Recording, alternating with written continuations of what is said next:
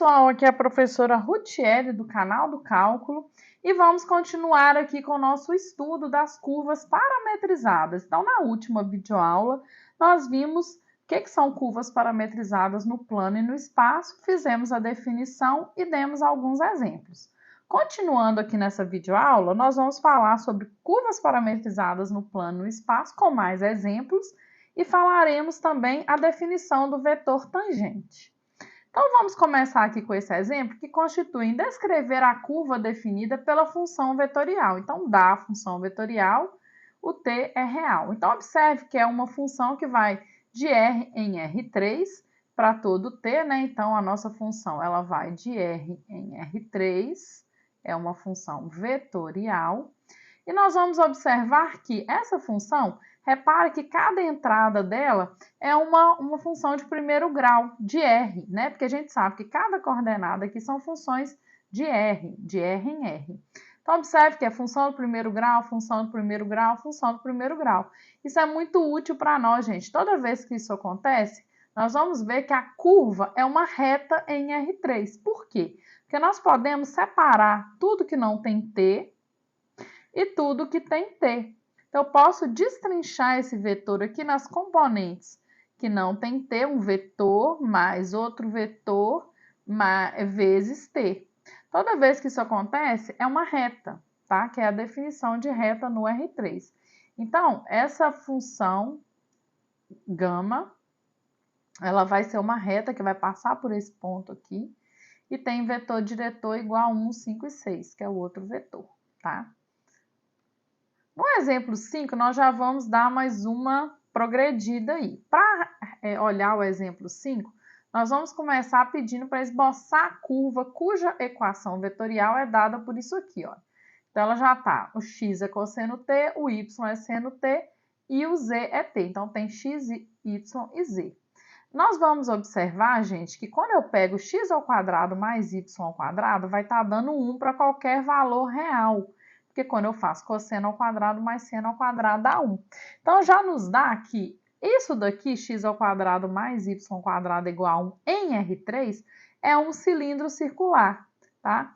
Nós vamos ver por que isso acontece daqui umas videoaulas aí para frente, umas 2 videoaulas para frente, mas por enquanto nós vamos acreditar que isso daqui constitui a equação de um cilindro circular do R3. É muito simples ver isso, porque olha, isso daqui é uma circunferência em R2 e o Z é solto, por isso que constitui um cilindro em R3, tá? O Z é igual a T aqui para nós, Z é igual a T. Então, essa curva ela vai fazer uma espiral ao longo do cilindro, conforme o T varia. Então, nós vamos começar aqui, ó, o T vai variando e vai subindo essa espiral. Essa espiral, gente, é uma curva conhecida como hélice. Então, toda vez que você vê essa parametrização cosseno, seno e t, nós estamos falando de uma hélice. Aí eu peguei aqui um GIF para vocês verem, olha que legal. A hélice subindo um pontinho como se fosse uma partícula, tá vendo? E aqui, a que eu tinha pego aqui anteriormente, não falou se era T positivo. Se era o T positivo, né, que é o T igual a Z, só acima do eixo do plano XY, mas não está falando nada não. Só o desenho aqui, porque esse desenho aqui, na verdade, é infinito, né? Esse cilindro, ele é para cima e para baixo infinito. Mas aqui fica muito legal, olha, a hélice sendo formada aqui por esse GIF que eu achei na internet. E aí é bom falar que essa forma de saca-rolhas dessa hélice, né, como se ela estivesse assim dentro de um saca-rolhas, é a mesma forma das molas espirais. Então, no estudo das molas, né, a gente também usa essa parametrização. E essa mesma forma, ela vai aparecer também no estudo do DNA. Em 1953, o James Watson e Francis Crick mostraram que a estrutura da molécula de DNA é de duas hélices, que a gente chama de dupla hélice, né? Circulares paralelas interligadas, tá? Então, se você fosse ver, essa hélice aqui da dupla hélice do DNA, ela poderia ser descrita aqui com parâmetros de curva parametrizada. No exemplo 6, nós vamos determinar as equações paramétricas da reta determinada pelos pontos A e B. Então, aqui, ó, no espaço, eu tenho 2 pontos no espaço e eu quero saber qual que é a equação quais são as equações paramétricas dessa reta gerada por esses 2 pontos em R3. Então, nós temos que lembrar a nossa definição de função vetorial, que é o vetor onde essa reta passa, o vetor diretor vezes o t. Então, nós vamos tomar esse primeiro aqui como sendo o inicial, mas poderia ter sido esse, não tem problema. E a gente faz o vetor diretor, que é fazer 2 menos 1 com menos 3 com menos 2, né? A gente lembra aí como que acha esse vetor diretor, que vai ser 1 menos 4 e 5. E a gente pega, então, o inicial mais t vezes o vetor diretor e vamos descrever, então, as equações paramétricas, que são essas aqui, ó, as equações paramétricas de uma reta em R3, dessa reta que passa pelos pontos A e B. E se fossem equações do segmento de reta, a gente teria as mesmas equações paramétricas e a gente só tem que ver onde que varia o t. No caso aqui, como eu peguei o primeiro, o t vai variar de 0 a 1, tá? Então, quando você faz essa parametrização aplicada em 0, vai dar o primeiro, que é o A, e aplicada em 1 vai dar o segundo, que é o B. O próximo exemplo, ele vai falar para a gente determinar a equação vetorial que representa a curva obtida pela interseção do cilindro com o plano. Então, ele vai te dar a equação de um cilindro, que é esse cilindro aqui, x² mais y² igual a 1, e o plano y mais z igual a 2. Então, nós percebemos, gente, que quando eu tenho essa interseção, vai gerar aqui uma curva, ó, a curva de interseção, ó, tá vendo? Então, ele quer a equação dessa curva aqui, de interseção dessas duas superfícies. Então, nós observamos que a projeção dessa curva sobre o plano XY é uma circunferência. Quando você faz a projeção disso, vai dar a circunferência, que é a circunferência x² mais y² igual a 1. E nós já sabemos que eu posso parametrizar isso colocando o x é igual a cosseno de t, o y é igual a seno de t e o t variando de 0 a 2π. Por que eu posso fazer isso? Porque isso quando eu faço x² mais y² é igual a 1, que é uma circunferência aqui no plano R2. Da equação do plano, eu posso isolar o z, então fica z igual a 2 menos y, e eu posso vir aqui e substituir o y aqui, e fica então z igual a 2 menos seno de t, e eu tenho então a parametrização da nossa curva de interseção, que vai ser essa curva aqui, ó, cosseno t, seno t, 2 menos seno t, e o t variando de 0 a 2π. Observe, gente, que ela está fazendo a parametrização nesse sentido aqui, ó, que é o sentido que a circunferência gira aqui, né, no plano XY, quando t varia de 0 até 2π. Então, nós temos essa curva sendo gerada com essa equação paramétrica que está aqui. E aí, gente, por último aqui na videoaula, vamos definir o que é o vetor tangente.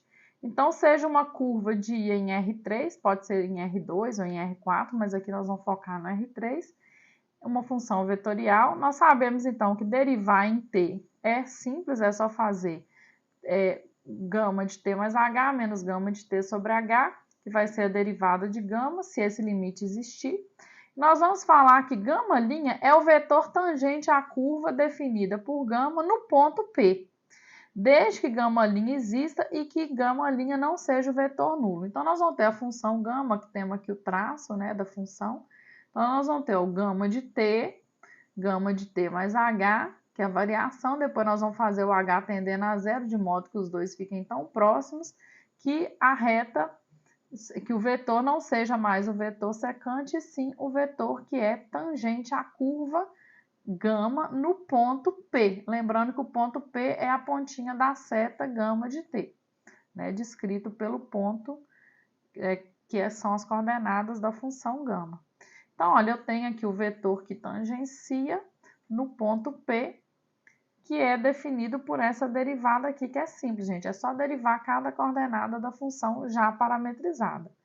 A reta tangente a essa curva no ponto P é definida como sendo a reta que passa por P e que é paralela ao vetor gama linha de T, que é esse vetor aqui tangente. Que aí nós vamos gerar a reta tangente.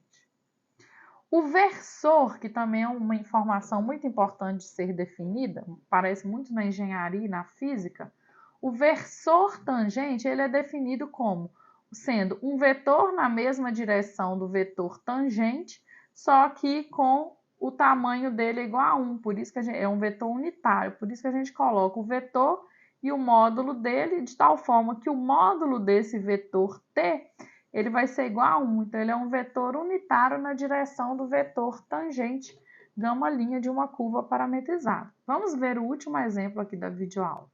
Determina as equações paramétricas para a reta tangente a hélice com equações paramétricas. Então, te dá a hélice, quem é a hélice, tá? É uma hélice e dá as equações paramétricas e fala qual que é o ponto. Então, nós vamos ter equação paramétrica dada, nós vamos derivar, então vou derivar aqui cada componente, derivada do cosseno menos seno, derivada do seno cosseno, derivada de t igual a 1. E temos que o ponto que eu vou colocar, ele é o gama de π sobre 2, porque olha só, a parametrização aqui falou que o ponto P, 0, 1 e π sobre 2, isso aqui o t igual a π sobre 2. Então, eu sei quando eu ponho π sobre 2, seno de π sobre 2 é 1, cosseno de π sobre 2 é 0. Então, eu sei que o t que leva a esse ponto P, ele é o gama de π sobre 2. Então, eu vou substituir π sobre 2 aqui, ó.